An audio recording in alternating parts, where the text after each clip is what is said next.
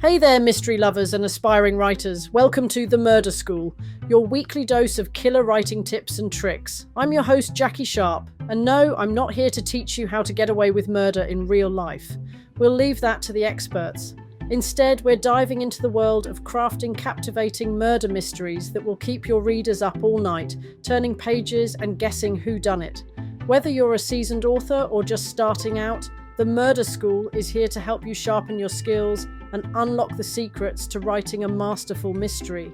Each week we'll explore different aspects of the craft, from creating complex characters and clever clues to building suspense and nailing that shocking plot twist. We'll also delve into the nitty-gritty of self-publishing, sharing tips and strategies for getting your murder mystery out into the world and into the hands of eager readers. So grab your notebook, your favourite writing snack, and maybe a magnifying glass for good measure, and join me every Monday for a new lesson at The Murder School. Together, we'll unravel the mysteries of writing a killer story. And remember, the only thing we're murdering here is writer's block. And welcome everyone to this week's episode. So from now on, the format will be a little different, but hopefully more useful to all you crime writers out there. Writing a great story is the main thing, of course, but making sure your story is delivered to your readers is just as important. Now, there are many ways to do this. Over the last 20 years, publishing has changed dramatically. When I was first scribbling stories, the only way to get published was to send a manuscript to an agent with a query letter and hope for the best. This process could be repeated many times without success, of course. I don't know how many thousands of dusty manuscripts are shoved away in drawers from those days, and certainly a few of mine are. Fast forward to the present day. And now, with the advent of the KDP program and many other platforms, self-publishing has blossomed into a major player in the publishing industry. The stigma of being a self-published author has diminished as authors have learned to be more professional, to not only write great stories, but to package them to a high standard. And nowadays, readers are hard-pressed to know the difference between a trad or a self-published book, and that's the way it should be. That said, the industry continues to evolve and there is much to learn, and many disruptive influences to confront, as we know. So every week, as well as the writing craft section, I'll be talking about the publishing and packaging aspect of being an author, as well as the business side. This is my very first year of being a full-time author, and really treating this as a business. So I'm delighted to be able to share everything that I'm learning with you in real time. So talking about learning, I attended an authors conference last week. This was my second visit to the self-publishing show in London, and it was well worth the visit. Writing is such a solitary endeavour. So this week I wanted to talk about the importance of leaving your office or your bedroom or wherever it is that you write and getting out there to meet your fellow writers and members of the publishing industry. As a self-published author, it's really easy to feel like you're going it alone.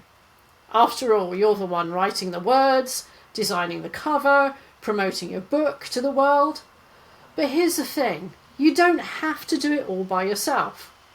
One of the most valuable things you can do for your writing career is to connect with other authors and industry professionals, and most importantly, readers. And there's no better way to do that than through networking and attending conferences. So I know what you might be thinking. Networking sounds like a fancy business term, and conferences can be expensive and intimidating. But hear me out. Building relationships and others in the publishing industry can open doors you never even knew existed. It can lead to new opportunities, valuable advice, and a support system that will keep you going when the writing gets tough. So let's start with networking. At its core, networking is simply about making connections with others who share your interests and goals.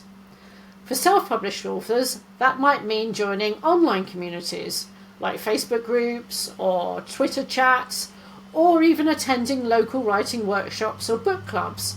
or even just striking up conversations with someone at your local coffee shop who happens to be reading a book in your genre. Of course, networking doesn't have to be limited to just online interactions. Attending conferences and events can be a fantastic way to meet other authors and industry professionals out there, and also readers. And that's where the real magic happens, and I can certainly attest to that from last week. I'll be honest, the thought of attending a conference can be daunting, especially if you're an introvert or you've never been to one before. And I did feel like that last year. But trust me when I say that it's worth pushing past that discomfort. Writing and author conferences are like a concentrated dose of inspiration, education and connection. You'll have the opportunity to learn from successful authors, hopefully attend workshops and craft or businesses, and maybe even pitching your book to agents and publishers, if that's what you choose to do. But more than that, conferences are a chance to find your people. When you're surrounded by other writers who understand the ups and downs of the creative process, who share your passion for storytelling, and who are facing the same challenges and triumphs as you, it's like coming home. You'll make friends who will cheer you on when you've hit a milestone, commiserate with you when you need it or you receive a tough review, and celebrate with you when you finally hold your published book in your hands or get your first sale. And here's the thing, those connections you make at conferences can last a lifetime. You never know who you might meet or where those relationships might lead. But attending conferences isn't just about making friends. It's also about learning and growing as a writer and a business owner. Most conferences offer a wide range of sessions and workshops on topics like crafting compelling characters, mastering social media, marketing, and navigating the publishing landscape. By attending those sessions, you'll gain valuable knowledge and skills that you can apply to your own writing and publishing business. Plus, conferences often attract top industry professionals, like editors and publishers. You may even be able to attend panels and pitching sessions, which will give you a chance to get your book in front of the right people and potentially secure a traditional publishing deal or a valuable partnership if you feel that self-publishing isn't for you. Even if you don't come away with a contract, you'll gain insight into what these gatekeepers are looking for and how you can make your book stand out in a crowded market. Of course, attending conferences isn't cheap. Between registration fees, travel expenses and lodging, the costs can add up quickly. But here's the thing, investing in your professional development is never a waste of money. The knowledge, connections and opportunities you gain from attending a conference can pay dividends for years to come. And if you're on a tight budget, there are ways to make conferences more affordable.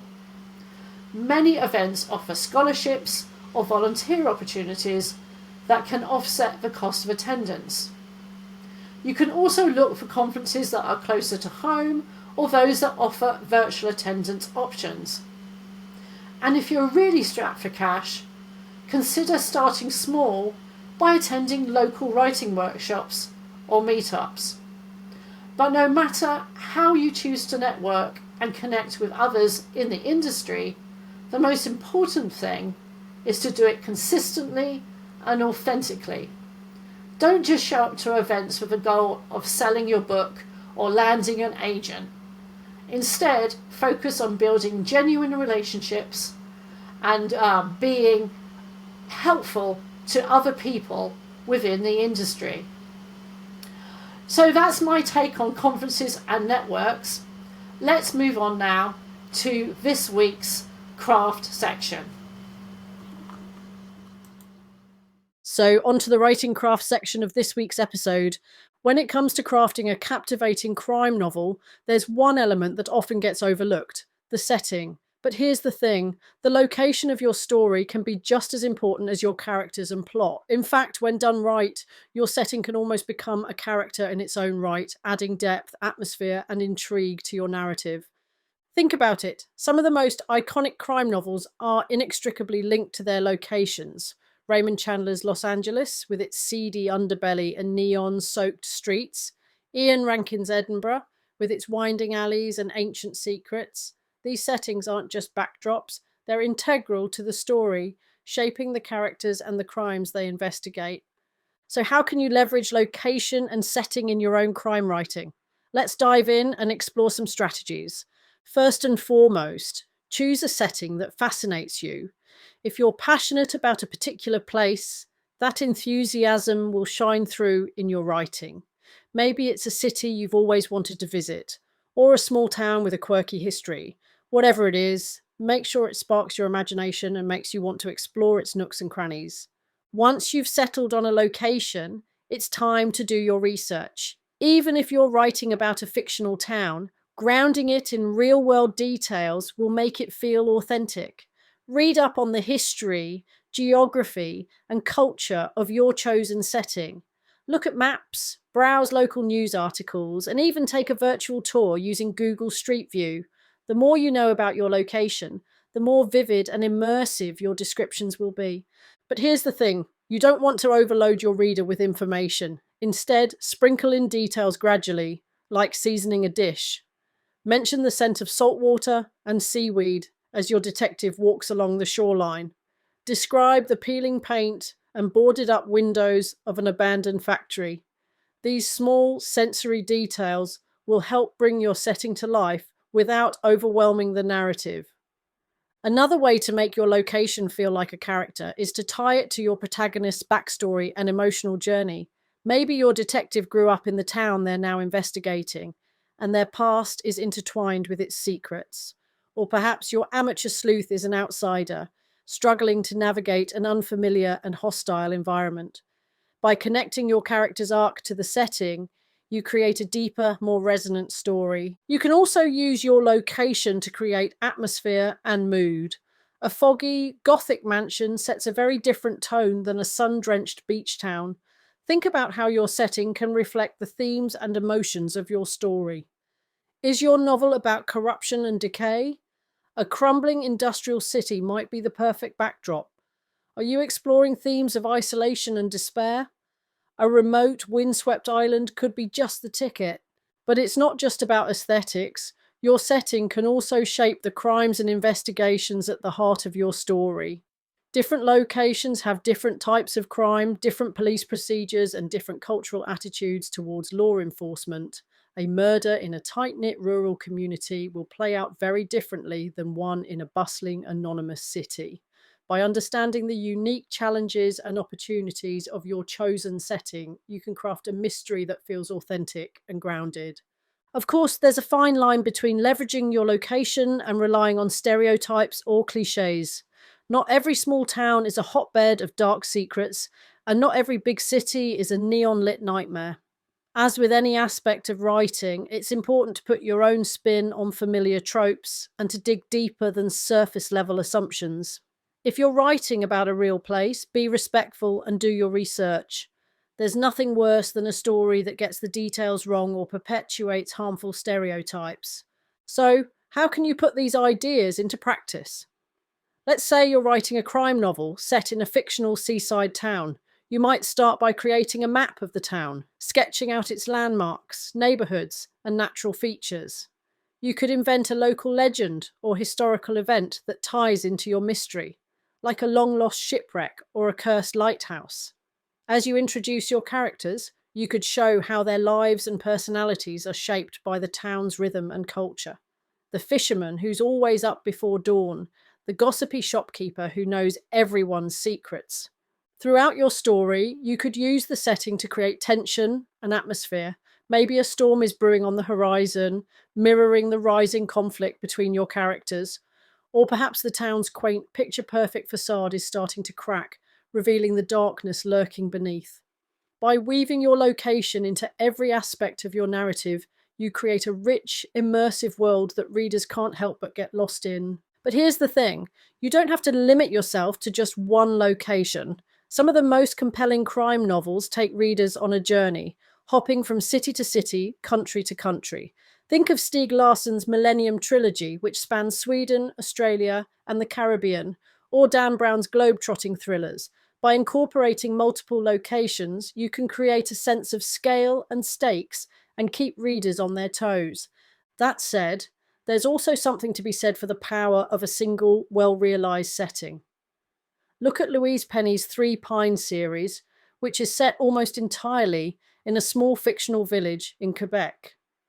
By focusing on one location and exploring its secrets and eccentricities over the course of multiple books, Penny creates a world that feels as real and lived in as any real place.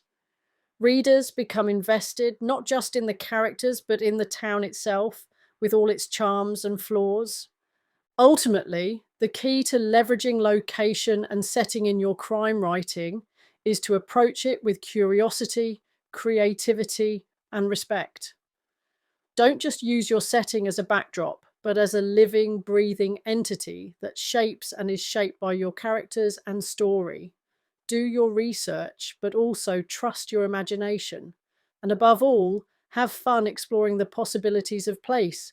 You never know what secrets and surprises you might uncover. So whether you're writing about a bustling metropolis or a sleepy hamlet, a far-flung exotic locale, or your own backyard, remember, location matters. It's not just where your story takes place, but how it comes to life. By making your setting a character in its own right, you'll create a crime novel that's as unforgettable as it is unputdownable. All right, my fellow mystery mavens, that's a wrap on today's episode of The Murder School. I hope you've picked up some valuable tips and tricks for crafting your own killer stories. Remember, the key to writing a gripping murder mystery is to keep your readers guessing until the very end. Before we close the book on this episode, I want to remind you to subscribe to the podcast so you never miss a lesson. And hey, if you're watching this on YouTube, don't forget to give us a like and hit that subscribe button. It really helps us out and ensures that you'll be the first to know when a new lesson drops. Until next time, keep writing, keep reading, and keep 'em guessing. This is Jackie Sharp, signing off from The Murder School. Remember, the only good murder is a well-written one.